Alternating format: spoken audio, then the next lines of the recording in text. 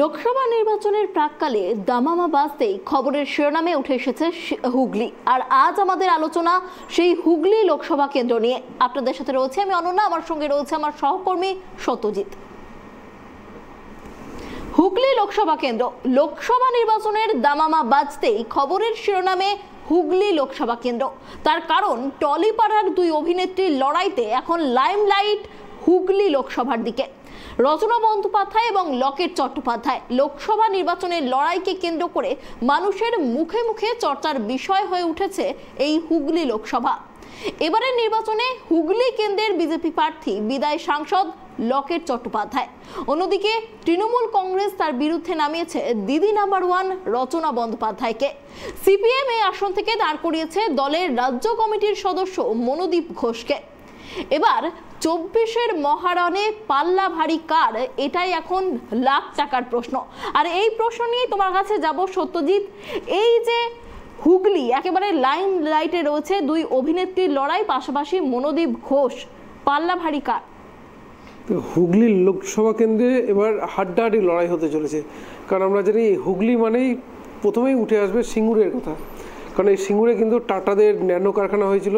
তারপরে আমরা জানি তৃণমূল কংগ্রেস, বিশেষ করে মমতা বন্দ্যোপাধ্যায়ের সেই আন্দোলনের ফলেই কিন্তু এই সিঙ্গুরের যে টাটার ফ্যাক্টরি ন্যানো কারখানা বন্ধ হয়ে যায়।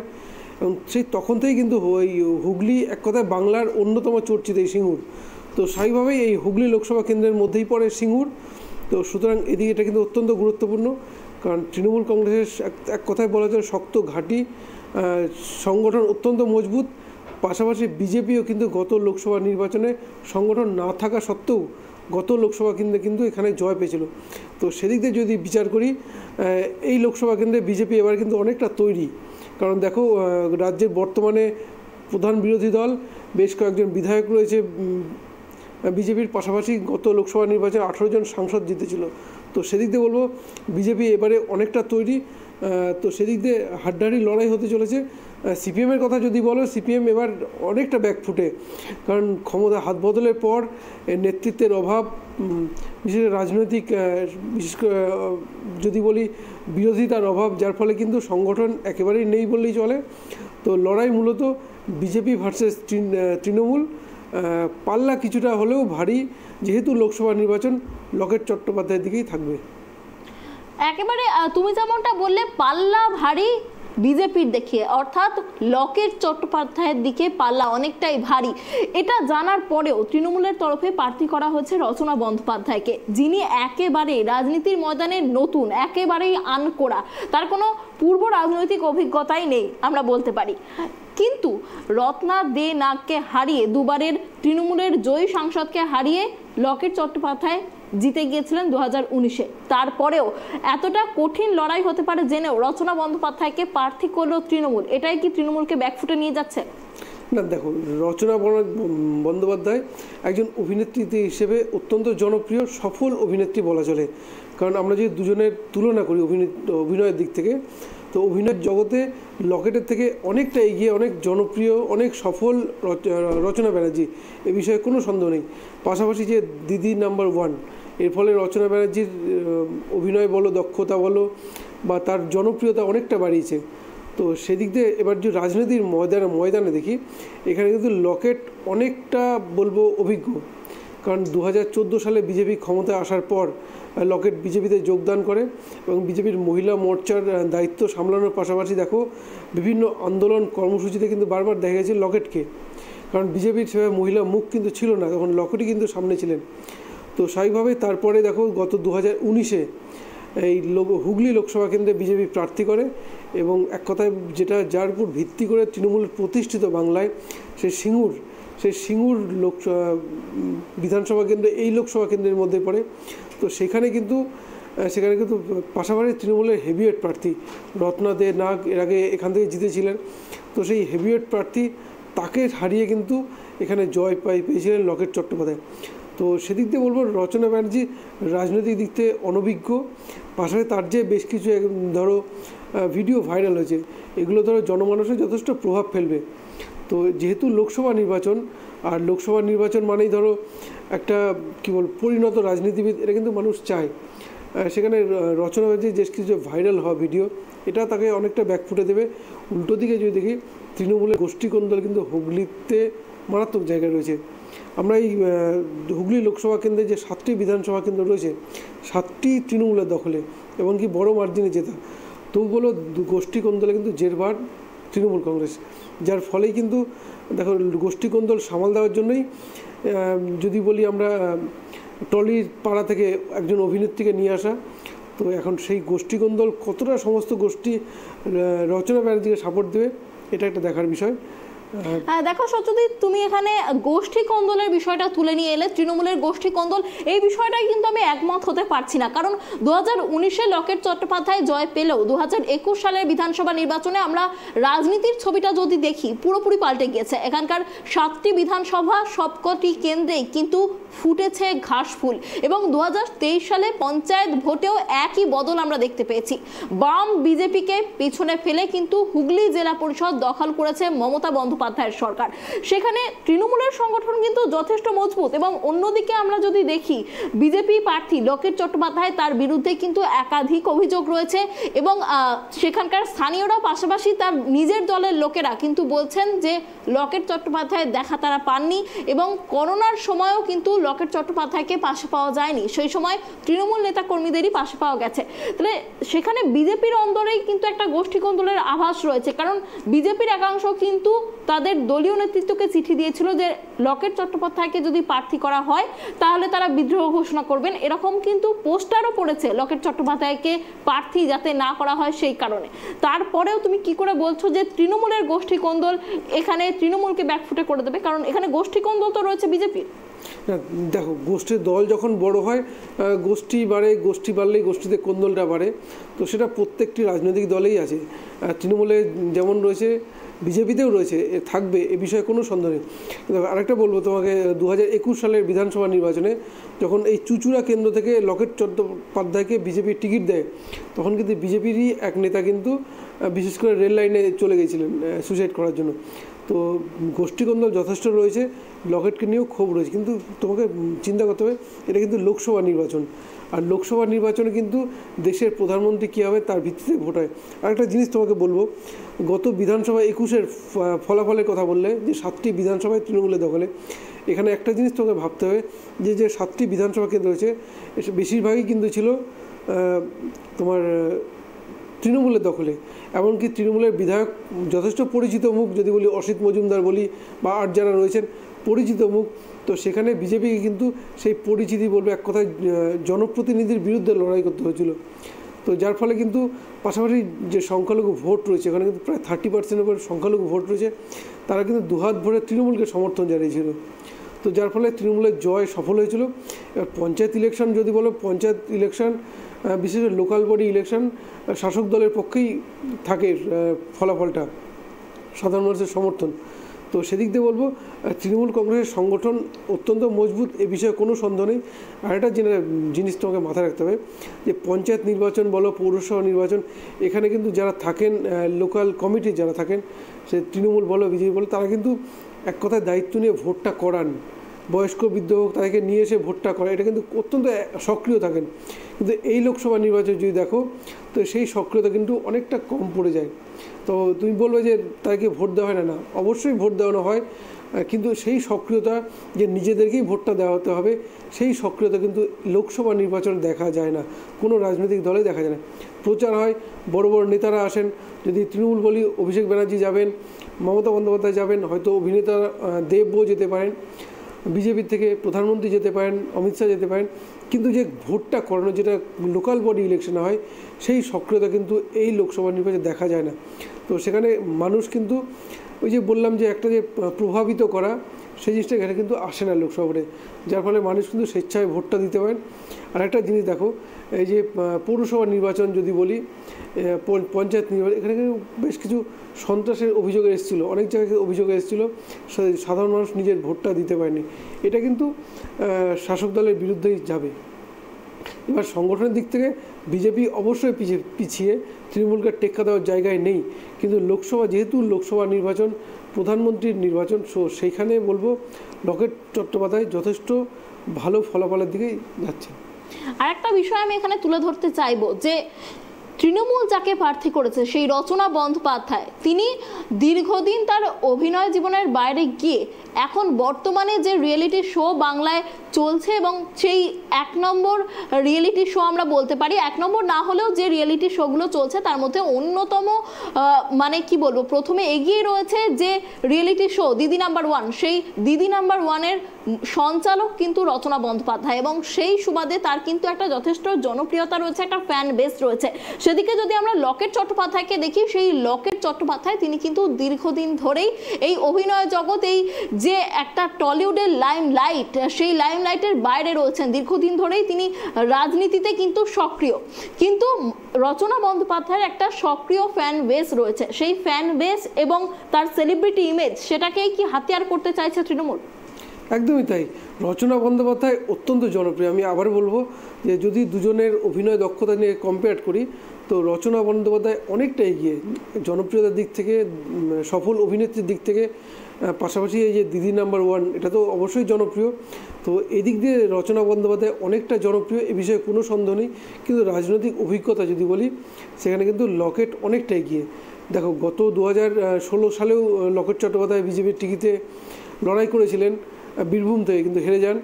এরপর 2019-এর লোকসভা নির্বাচনে কিন্তু এই সিঙ্গুর, বিশেষ করে যেটা বলবো তৃণমূল কংগ্রেসের গড়, তুমি জানো এই হুগলি থেকে কিন্তু একসময় বামেদের গড় ছিল। 1989 থেকে 2009 সাল পর্যন্ত এই হুগলি কেন্দ্রে কিন্তু সাংসদ ছিলেন রূপচাঁদ পাল। ফলে স্বাভাবিকভাবে বামেদের শক্ত ঘাঁটি, যে শক্ত ঘাঁটি কিন্তু নড়ে যায় তোমার 2014 সালে। 2014 সালে এই সিঙ্গুর নন্দীগ্রাম আন্দোলনের পর কিন্তু এই আসন জয় পায় তোমার রত্না দে নাগ। সত্যজিৎ, 2009 প্রথমবার জয় পায় রত্না দে নাগ। এবার 2014-তেও কিন্তু রত্না দে নাগ জিতেছিলেন। তারপর দেখো, সিঙ্গুর নন্দীগ্রাম আন্দোলনের যে বিষয়টি ছিল, যে জমি অধিগ্রহণ বলো, তৎকালীন শাসক দল বামফ্রন্ট সরকারের, তো যার ফলে কিন্তু আন্দোলন সংগঠিত হয়েছিল এবং মানুষ কিন্তু দুহাত ভরে তৃণমূল কংগ্রেসকে সমর্থন জানিয়েছিল। কিন্তু টাটার এই ফ্যাক্টরি চলে যাওয়া, এটা কিন্তু মানুষকে কিন্তু অনেকটা বলবো, মানুষ কিন্তু অনেকটা ক্ষুব্ধ হয়ে ওঠে শাসক দলের পক্ষে। যার ফলে দেখো 2019-এ বিজেপির সংগঠন না থাকা সত্ত্বেও কোনো বিধায়ক নেই, তেমন কোনো পঞ্চায়েতও ছিল না, পঞ্চায়েত সমিতি ছিল না, অথচ কিন্তু এই লকেট চট্টোপাধ্যায় কিন্তু এখানে জয় পেয়েছিল। এমনকি বিপুল মার্জিনে তৃণমূলের দুবারের সাংসদ রত্না দে নাগকে হারিয়ে এই আসন থেকে জয় পেয়েছিলেন। ফলে স্বাভাবিকভাবেই এখানে বলো এই মুহূর্তে যদি লড়াইটা বলি, তো তৃণমূলকে কিন্তু লড়াই করতে হবে সাংসদ লকেট চট্টোপাধ্যায়ের বিরুদ্ধে। গতবার ছিল অভিনেত্রী বা বিজেপি নেত্রী লকেট চট্টোপাধ্যায়, এখানে কিন্তু সাংসদ লকেট চট্টোপাধ্যায়ের বিরুদ্ধে লড়াই করতে হবে তৃণমূল কংগ্রেসকে। তো জনপ্রিয়তা বলবো এগিয়ে অবশ্যই তোমার রচনা ব্যানার্জি, কিন্তু যদি বলি রাজনৈতিক দক্ষতা, এদিক দিয়ে লকেট এগিয়ে। আর যেহেতু লোকসভা নির্বাচনে অনেকটা অ্যাডভান্টেজ দেয় সর্বভারতীয় দলকে, তো সেখানে বলবো লকেট চট্টোপাধ্যায়ের কিছুটা হলেও পাল্লা ভারী থাকবে এই লোকসভা কেন্দ্রে। তুমি বলছো যে লকেট চট্টোপাধ্যায়ের পাল্লা ভারী থাকবে, কিন্তু আমি শুরুতেই যে কথাটা বলছিলাম যে রচনা বন্দ্যোপাধ্যায়ের যে সেলিব্রিটি ইমেজ, তার যে জনপ্রিয়তা, সেটাকেই হাতিয়ার করতে চাইছে তৃণমূল কংগ্রেস। সেখানে কি কোথাও গিয়ে একটা নারী শক্তির মন পেতে চেষ্টা করছে তৃণমূল? কারণ তৃণমূলের আমরা দেখেছি যে লক্ষ্মীর ভাণ্ডার অন্যতম একটা বড় হাতিয়ার, লক্ষ্মীর ভাণ্ডার। কারণ যখনই তৃণমূলের প্রচারে আমরা কিন্তু শুনতে পাই কন্যাশ্রী, লক্ষ্মীর ভাণ্ডার এবং নারী শক্তিকে প্রাধান্য দেওয়ার যে বিষয়টা, সেটা যেমন রয়েছে, পাশাপাশি এই নারী শক্তির মন পেতেই কি দিদি নাম্বার 1-এর সঞ্চালিকাকে মুখ করলো? দেখো, লকেট চট্টোপাধ্যায়ের একজন অভিনেত্রী, সুতরাং তাকে কাউন্টার করার জন্য হয়তো অভিনয় জগৎ থেকে কাউকে প্রার্থী করতো তৃণমূল কংগ্রেস। রচনা ব্যানার্জি জনপ্রিয়, তো স্বাভাবিকভাবেই দিদি নাম্বার 1 খ্যাত বলবো, তো সেই জনপ্রিয়তাকে কাউন্টার করার জন্যই আর অভিনয় জগৎটাকে করার জন্যই রচনা ব্যানার্জিকে নিয়ে এসেছে। কিন্তু তোমাকে একটা জিনিস মাথায় রাখতে হবে যে লক্ষ্মীর ভাণ্ডার যারা পান, সমস্ত মহিলারাই তো তৃণমূল কংগ্রেসের সমর্থন করেন না। অনেকেই লক্ষ্মীর ভাণ্ডার পান, অথচ ভোটটা বিজেপি হতে পারে, তৃণমূল সিপিএম হতে পারে বা কংগ্রেসকে ভোট দেন।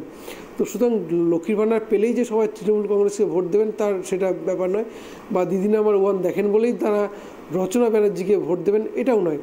তো এখানে যেহেতু প্রধানমন্ত্রী পদের নির্বাচন, তো এটা কিন্তু মানুষ মাথায় রাখবে। আর দেখো, মানুষ এখন অনেক সচেতন, তো সেদিকে বলবো রাজনৈতিক দক্ষতা, রাজনৈতিক অভিজ্ঞতা, পাশাপাশি সিঙ্গুরে যে তৃণমূলের গতবারের আন্দোলন বলবো যে সিঙ্গুর আন্দোলন, তো সিঙ্গুর আন্দোলন টাটার কারখানা বন্ধ হয়, এই যদি দেখো সিঙ্গুরে কিন্তু মানুষের একটা সাধারণ মানুষের একটা ক্ষোভ রয়েছে তৃণমূল কংগ্রেসের বিরুদ্ধে, যে কারখানাটা এখন কিন্তু বহু মানুষ কিন্তু বলেন যে সিঙ্গুরে টাটার কারখানা হলেই ভালো হতো। কারণ আমরা জানি টাটা যেখানে, যেমন ধর জামশেদপুর যদি বলি, জামশেদপুর শহর কিন্তু জামশেদজি টাটার নামেই জনপ্রিয়। তো সেখানে বলবো টাটার কারখানা যেখানে, সেখানে কিন্তু টাটা কিন্তু নিজের একটা বিস্তার করেন, একটা শুধু তার ফ্যাক্টরি নয়, সেই স্থানীয় এলাকাটাও কিন্তু একটা মানে কর্মসংস্থান হয়ে ওঠে, ব্যবসা বাণিজ্য বলো, অন্য সমস্ত দিক থেকে। তো সেই টাটা কারখানা চলে যাওয়া একটা বলো তৃণমূল কংগ্রেসের ধাক্কা দিয়েছে কিন্তু গত 2019-এ, যার ফলে কিন্তু জয় পেয়েছিল বিজেপি। এবার তোমাকে বলবো গত 21-এর বিধানসভা নির্বাচন দেখো, এই সিঙ্গুর থেকে কিন্তু বিজেপি প্রার্থী করেছিল তোমার রবীন্দ্রনাথ চট্টোপাধ্যায়, যিনি কিন্তু তৃণমূল কংগ্রেসের বিধায়ক ছিলেন। তার বিরুদ্ধে তৃণমূল প্রার্থী করে বেচারাম মান্নাকে, যিনি কিন্তু এক কথায় বলো এই রবীন্দ্রনাথ চট্টোপাধ্যায়ের শিষ্য বলা চলে, পাশাপাশি সিঙ্গুর আন্দোলনের সঙ্গে জড়িত। যার ফলে এবার কিছু আমি আবার বলবো, এই সিঙ্গুরের হুগলিতে কিন্তু প্রায় 30% মতো লক্ষ্মীর সংখ্যালঘু ভোট রয়েছে, যাতে কিন্তু পুরো সমর্থনটা ছিল তৃণমূল কংগ্রেসের দিকে, যার ফলে কিন্তু গত 2021-এ এককভাবে জয় পায় তৃণমূল। তবু বলবো যথেষ্ট কিন্তু হাড্ডাহাড্ডি লড়াই ছিল বেশ কয়েকটি কেন্দ্রে। তো এবারে যেহেতু লোকসভা নির্বাচন, এখন ফলাফল কী হয় সেটা তো পরে, কিন্তু রাজনৈতিক অভিজ্ঞতা যদি বলি, পাশের লোকসভা নির্বাচন এই দিক দিয়ে লড়াই হাড্ডাহাড্ডি হবে, এই বিষয়ে কোনো সন্দেহ নেই। কিন্তু ফলাফলের কিছুটা হলেও বলবো রাজনৈতিক অভিজ্ঞতার দিক থেকে লকেট এখানে এগিয়ে থাকবে। আমরা আবারও প্রার্থী নিয়ে আলোচনায় আসবো, তার আগে যে বিষয়গুলো আমাদের আলোচনায় বারবার উঠে আসছে, সিঙ্গুর প্রসঙ্গ উঠে আসছে, শিল্পের প্রসঙ্গ উঠে আসছে। হুগলি মানে সিঙ্গুরের একটা আবেগ কাজ করে, পাশাপাশি সেই সিঙ্গুর রাজ্যের বর্তমান যে শাসক দল তৃণমূল কংগ্রেস, তার উত্থানের পিছনে একটা বড় কারণ আমরা বলতে পারি। এই হুগলি লোকসভা কেন্দ্রের মানুষ এবার কোন কোন ইস্যুকে সামনে রেখে ভোট দেবে? তো হুগলি বলবো বা সিঙ্গুর, এখানে রাজনৈতিক ইস্যু উঠে আসলে প্রথমেই কিন্তু এই সিঙ্গুরের ন্যানো কারখানার কথা আসবেই।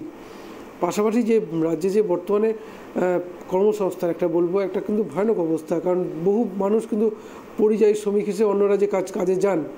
পাশাপাশি যদি দেখো এই যে সন্দেশখালী, এগুলো তো ইস্যু দেখো, এক একটি রাজনৈতিক দলের এক এক রকম ইস্যু রয়েছে। তো সেদিক দিয়ে বলো যে রাজ্যের শাসক দল যদি বলি তৃণমূল কংগ্রেস, তারা কিন্তু বর্তমানের প্রধান ইস্যু এই লক্ষ্মীর ভাণ্ডার, দুয়ারে সরকার, এগুলো তো রয়েছে। উল্টো দিকে দেখো বিজেপির প্রধান হাতিয়ার এবারে সিএ রয়েছে, সন্দেশখালী রয়েছে। পাশাপাশি আমরা জানি গতকালই এই সন্দেশখালী থেকে কিন্তু বিপুল অস্ত্র উদ্ধার হয়েছে। তো এক একটা রাজনৈতিক দলের রাজনৈতিক ইস্যু আলাদা থাকেই। তো কর্মসংস্থান কিন্তু রাজ্যের সব থেকে ভয়ানক ইস্যু এই মুহূর্তে বলবো। বহু মানুষ কিন্তু পরিযায়ী শ্রমিক হিসেবে রাজ্যের বাইরে কাজ করতে যান। তো এটা কিন্তু প্রত্যেক রাজনৈতিক দলের দেখা উচিত। এটা কিন্তু সিঙ্গুরে খুব বড় ফ্যাক্টর হয়ে ওঠে, যেমন সিঙ্গুরে যদি ন্যানোর কারখানা হয়ে উঠতো, তাহলে কিন্তু হয়তো ওখানে বহু মানুষের কর্মসংস্থান হতে পারত, যেটা কিন্তু ভেঙে ফেলা হয়। যার ফলে দেখো কি বলবো, সেখানে কিন্তু এখন চাষযোগ্য জমিও নেই, যার ফলে এটা কিন্তু মানুষকে যথেষ্ট বেগ দিয়েছে, যার ফলে কিন্তু বিজেপি এখানে জয় পেয়েছিল। এবার তুমি দেখো এই যে বর্তমান যে ইস্যুগুলো যদি বলি, সন্দেশখালী হোক বা যে বকটুয়ের যে কাণ্ড, যার ফলে কিন্তু সংখ্যালঘুরা একটা বড় অংশ কিন্তু বামেদের দিকে ঝুঁকেছিল। তো এবারের লোকসভা ভোটে যদি বামেদের এই সংখ্যালঘু সমর্থন যেটা তৃণমূল কংগ্রেস পেয়ে থাকে, যদি 21-এর মতন আবার যদি পুরোপুরিভাবে পেয়ে থাকে, তাহলে কিন্তু ভালো ফল করতে পারে তৃণমূল কংগ্রেস। কিন্তু লোকসভা নির্বাচন বর্তমান সার্বিক ইস্যু যদি বলি, এই যে যেমন গত কয়েকদিনে প্রায় 26,000 শিক্ষকের চাকরি গেছে আদালতের নির্দেশে, তো এগুলো কিন্তু বেগ দেবে বর্তমান শাসক দলকে। তো ফলাফল কি সেটা তো 4 জুন একেবারে তুমি যেমনটা বললে যে 2016-র প্যানেল বাতিল, পাশাপাশি সন্দেশখালীতে অস্ত্র উদ্ধার, পাশাপাশি শেখ শাহজাহান ইস্যু, দুর্নীতি ইস্যু, এগুলো শাসক দলের একটা ডিসঅ্যাডভান্টেজ, একটা আক্ষেপের জায়গা শাসক দলের জন্য তৈরি করছে। পাশাপাশি কিন্তু বিজেপি এগুলোকেই হাতিয়ার করে এগোতে চাইছে। অন্যদিকে রাজ্যের শাসক দলের হাতে রয়েছে তাদের একাধিক প্রকল্প, যে প্রকল্পগুলো কন্যাশ্রী, লক্ষ্মীর ভাণ্ডার, সবুজ সাথীর মতো বেশ কিছু প্রকল্প প্রকল্পকে হাতিয়ার করে এগোতে চাইছে তৃণমূল কংগ্রেস। আমরা আরো একটা বিষয় তুলে ধরার চেষ্টা করব। এখানে আমরা অনেকক্ষণ বিজেপি আর তৃণমূল নিয়ে কথা বলছি, কিন্তু সিপিএম এর রাজ্য কমিটির সদস্য মনোদীপ ঘোষ, তাকে প্রার্থী করেছে সিপিএম রাজ্য কমিটির সদস্য, অর্থাৎ হেভিওয়েট আমরা বলতেই পারি মনোদীপ ঘোষকে। তিনি কি কিছুটা হলেও ভোট কাটবেন? দেখো, সিপিএমের যদি বলি, আমি আবার বলবো এই হুগলি কেন্দ্র কিন্তু সিপিএমের গড় ছিল একটা সময়। দীর্ঘ 34 বছর শাসক করার পর এই যদি বলি সিঙ্গুর সিপিএমকে যে উৎখাতের যে তৃণমূল কংগ্রেসের ডাক বরাবরই ছিল, যে বামফ্রন্ট সরকারকে রাজ্যের ক্ষমতা থেকে সরানো, পালা বদলে যে ডাক দেওয়া ছিল, কিন্তু সিঙ্গুরই কিন্তু এক কথা বলবো সিঙ্গুর থেকে কিন্তু সেই বীজের কিন্তু বপন হয়। যার ফলে দেখো সিঙ্গুর লোকসভা কেন্দ্র যদি 2009-এ তৃণমূল কংগ্রেস জয় পায়, তো এইখান থেকেই কিন্তু বামফ্রন্টের বিরুদ্ধে আন্দোলনটা মজবুত হয়েছিল তৃণমূল কংগ্রেসের। এই যেন এই হুগলিতে সিঙ্গুরে যে তাপসী মৌলিক কাণ্ড ঘটেছিল, এটাও কিন্তু তৃণমূল কংগ্রেসের যথেষ্ট এই বামফ্রন্টকে বেগ দিয়েছিল। তো ক্ষমতা থেকে পালা বদলের পর দেখো সিপিএম কিন্তু সেইভাবে নিজেদের সংঘবদ্ধ করতে পারেনি, নেতৃত্বের অভাব রয়েছে। যদি বলি মনোদীপ ঘোষ রাজ্য কমিটির সদস্য, দেখো রাজ্য কমিটির সদস্য একটা দলে যখন দল বড় হয়, জনপ্রতিনিধি বেশি হয়, তো সেখানে অনেক হেভিওয়েট লোকজন থাকে, জনপ্রিয় লোকজন থাকে, কিন্তু মনোদীপ ঘোষ তেমন জনপ্রিয় নয়। আমরা যদি বামেদের আন্দোলনের মুখ দেখি, এই মুহূর্তে বলবো মীনাক্ষী মুখার্জি যতটা জনপ্রিয়, শতরূপ ঘোষরা রয়েছে, তো মনোদীপ ঘোষে কিন্তু সেভাবে দেখা যায় না। রাজ্য কমিটির সদস্য, কমিটিতে অনেকেই থাকেন, তো রয়েছেন। তো বামেদের দেখো হারিয়ে যাওয়া শক্তি, উনি কতটা ভোট টানতে পারবেন এটা একটা বিষয়। আমি তোকে 21-এর ফলাফল যদি বলি, 21-এ খুব একটা খারাপ রেজাল্ট কিন্তু সিপিএম করেনি, কারণ এই সিঙ্গুর লোকসভা কেন্দ্র বিধানসভা কেন্দ্রে তৃণমূল কংগ্রেস পায় 1,01,077 ভোট, বিজেপি পেয়েছিল 75,154 ভোট। এখানে সিপিএম কিন্তু খুব গুরুত্বপূর্ণ 30,016 ভোট পেয়েছিল। পাশাপাশি চন্দননগরেও সিপিএম পায় 33,702 ভোট, এখানে তৃণমূল কংগ্রেস পেয়েছিল 86,778 ভোট, বিজেপি পায় 55,749 ভোট। পাশাপাশি চন্দ্রকোনা চুচুড়া যেখানে লকেট প্রার্থী ছিলেন, এখানে তৃণমূল কংগ্রেস পায় 1,17,104 ভোট, বিজেপি পায় 98,687 ভোট, সিপিএম পায় 28,777 ভোট। বলাগড় জানি, বলাগড়ের বিধায়ক তোমার মনোরঞ্জন ব্যাপারী, তিনি কিন্তু মাঝে মাঝে বিক্ষুব্ধ হয়ে ওঠেন, দলের নেতৃত্বের বিরুদ্ধে ক্ষোভ বারবার উজাড় করে দেন। তো এই বলাগড়ে মনোরঞ্জন ব্যাপারী পেয়েছিলেন 1,03,64 ভোট, বিজেপি পায় 94,580 ভোট, সিপিএম পায় 19,766 ভোট, অর্থাৎ খুব অল্প মার্জিনে কিন্তু এখানে পরাজয় হয়েছিল।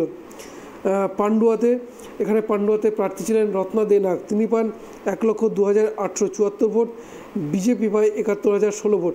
এখানে সিপিএম কিন্তু খুব গুরুত্বপূর্ণ, 41,474 ভোট। এখানে বিধায়ক ছিলেন সিপিএমের, তিনি কিন্তু 41,000 ভোট পান।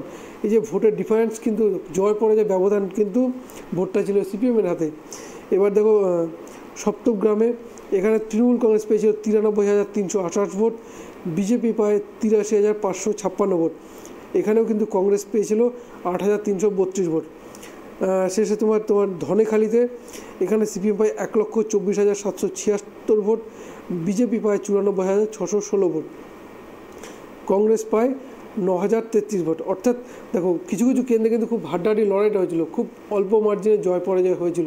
এবার এখানেও সিপিএম কিন্তু যথেষ্ট ভালো ফল করেছিল 2021-এ। এইবার দেখো লোকসভা নির্বাচন, বর্তমান শাসক দলের বিরুদ্ধে সাধারণ মানুষের একটা ক্ষোভ কিন্তু রয়েছে, অনেকগুলো কারণ রয়েছে। শিক্ষক নিয়োগ দুর্নীতি বলো, রেশন দুর্নীতি, সন্দেশখালী ইস্যু, সাধারণ মানুষের ক্ষোভ রয়েছে। বামেদের একটা ভোট কিন্তু বিজেপির দিকে সুইং করার কিন্তু সম্ভাবনা রয়েছে, যেহেতু লোকসভা নির্বাচন এবং ধরো এই যে বললাম শাসক দলের বিরুদ্ধে ক্ষোভ, তো এই ভোটটা কিন্তু বামেদের একটা বড় অংশের ভোট, যেটা বারবার হয়ে এসছে। বামেদের ভোট রামের দিকে যাওয়ার জন্যই কিন্তু বিজেপি ভালো ফল করেছিল। তো এবার লোকসভা নির্বাচন যা বাম মনোভাবাপন্ন, যারা বামেদের ভোট দেন, যারা চান তৃণমূলের পরাজয়, সেই ভোটটা কিন্তু বিজেপির দিকে গেলেও যেতে হয়, যার ফলে কিন্তু বামেদের এবার ভোটের মার্জিন কিছুটা হলেও কমার সম্ভাবনা রয়েছে। একেবারে সত্যজিৎ, আবারও আসবো আলোচনায়, তার আগে একবার দেখে নেব 2019-এর ফলাফলটা। 2019-এ তৃণমূলের রত্না দে নাগ, তিনি পেয়েছিলেন 5,98,086 ভোট। লকেট চট্টোপাধ্যায় পেয়েছিলেন বিজেপি থেকে 6,71,448 ভোট। প্রদীপ সাহা সিপিএম প্রার্থী পেয়েছিলেন 1,21,588 ভোট। অর্থাৎ পরিষ্কারভাবে লড়াইটা কিন্তু তৃণমূল বনাম বিজেপি, আর এবারেও সেটাই হতে চলেছে, দুই ফুলের লড়াই আমরা বলতে পারি। একেবারে তোমার কাছে আরো যে প্রশ্নটা জানতে চাইবো, এবং আমাদের অনুষ্ঠান একেবারেই শেষের দিকে, যে লকেট চট্টোপাধ্যায় এবং রচনা বন্দ্যোপাধ্যায় এই দুজনের মধ্যে মূলত লড়াইটা হতে চলেছে, জনসংযোগ এবং গ্রহণযোগ্যতার নিরিখে আমরা যদি দেখি কাকে এগিয়ে রাখবে? দেখো, জনসংযোগে বলবো লকেট চট্টোপাধ্যায় হুগলির বিদায়ী সাংসদ। তুমি যেটা এর আগে যেটা বললে যে একটা লকেটের বিদায় একটা ক্ষোভ রয়েছে, আমরা কিন্তু লকেট কিন্তু বিগত এক বছর যদি দেখি, লকেট চট্টোপাধ্যায় কিন্তু হুগলিতে এক কথায় পড়ে রয়েছেন বলবো। নানান কর্মসূচি বলো, এই যে যেমন গতবার রামনবমী থেকে লকেট চট্টোপাধ্যায় কিন্তু হুগলিতে নানান কর্মসূচিতে বারবার রেখেছেন। যদিও তাকে নিয়ে বিরোধী দল তো বটে, নিজের দলের মধ্যে ক্ষোভ হয়েছে, কিন্তু বলবো উনি কিন্তু মাটি কামড়ে পড়ে রয়েছেন। তো সেদিক দিয়ে বলবো জনসংযোগের দিক থেকে, রাজনীতির দিক থেকে লকেট চট্টোপাধ্যায় হুগলিতে এক কথায় পরিচিত মুখ। রচনা ব্যানার্জি পরিচিত, জনপ্রিয়, প্রত্যেক ঘরে ঘরে দিদি নাম্বার ওয়ান দেখেন, বহু মানুষ তার এই অনুষ্ঠানে অংশগ্রহণ করেন। হয়তো সেটা বাংলার বিভিন্ন প্রান্ত থেকে তো জানি, হুগলি থেকেও বহু মানুষ যান। তো সেই দিকে বলবো লকেটের পরিচিত অবশ্যই রয়েছে, ফ্যান ফলোয়ার বেশি। তো লকেট, রচনা ব্যানার্জি যথেষ্ট বেগ দেবেন লকেট চট্টোপাধ্যায়কে, কিন্তু অ্যাজ এ রাজনীতিবিদ বা বিদায়ী সাংসদ বলো, সেদিক দিয়ে পরিণত সাংসদ বলবো। কারণ এই যে বললাম রচনা ব্যানার্জিকে নিয়ে বেশ কিছু কিন্তু হাসির খোরাক তিনি হয়েছেন, যে কারখানা নিয়ে বললো ধোঁয়া, চারিদিকে ধোঁয়া ধোঁয়া। তো এটা একটা, আরও দু একটা যে তিনি একটা বোধহয় রিলস বানিয়েছিলেন, তো সেগুলোও কিন্তু একটা জনমানসে কিন্তু প্রভাব ফেলে। তো একজন জনপ্রিয় দক্ষ অভিনেত্রী বলবো, তিনি এগুলো না করলেই পারতেন। পাশে রচনা ব্যানার্জি, এই লকেট চট্টোপাধ্যায় অভিনেত্রীতেও বটেই, একজন রাজনীতিবিদ, পরিণত রাজনীতিবিদ বলবো। পাশাপাশি তৃণমূল কংগ্রেসকে লড়াই করতে হবে একজন সাংসদের বিরুদ্ধে, প্রাক্তন সাংসদের বিরুদ্ধে। তো সেদিক দিয়ে বলবো লড়াই মূলত হাড্ডাহাড্ডি, 1% হোক বা 2% হোক, কিছুটা হলেও রাজনীতির অভিজ্ঞতার দিক থেকে লকেটে গিয়ে থাকবে। এখানে অনেক ধন্যবাদ সত্যজিৎ আমাদের সঙ্গে থাকার জন্য। আপনাদের জানিয়ে রাখি, বর্তমানে যে বিজেপি দল রয়েছে, বাংলার যে বিজেপির সংগঠন, তার অন্যতম মহিলা মুখ কিন্তু হচ্ছেন লকেট চট্টোপাধ্যায়। অন্যদিকে দিদি নাম্বার ওয়ান মানেই হচ্ছে রচনা বন্দ্যোপাধ্যায়, তিনিও যথেষ্ট জনপ্রিয়। কাজেই লড়াইটা যে হাড্ডাহাড্ডি হবে তাতে কোনো সন্দেহ নেই। পাশাপাশি হুগলি মানেই সিঙ্গুরের আবেগ, যে সিঙ্গুর বর্তমানে শাসক দলের উত্থানের পেছনে একটা বড় কারণ। সেই জায়গায় প্রকৃতি বদলেছে রাজনৈতিক হাওয়া। তৃণমূল সেই উত্থান ভূমি এখন গেরুয়া শিবিরের দখলে চলে গিয়েছে, অর্থাৎ এখন হুগলি লোকসভা বিজেপির দখলে। অন্তত 2019 সালের নির্বাচনী ফলাফল অন্তত তাই বলছে। সময়ের চাকা ঘুরে ফের আর একটা লোকসভা নির্বাচন। এবার কি হুগলির হাওয়া বদল হবে? এক সময়ের বাম দুর্গ হুগলিতে এবারও কিন্তু লড়াইটা মূলত দুই ফুলের। ফের পদ্ম ফুটবে না বিধানসভার মতো জোড়া ফুলেই আস্থা রাখবেন জেলার মানুষ, সেটাই এখন দেখার। আজকের মতো জেলার খবর এই পর্যন্তই। সঙ্গে থাকুন, দেখতে থাকুন ট্রাইব টিভি বাংলা। নমস্কার।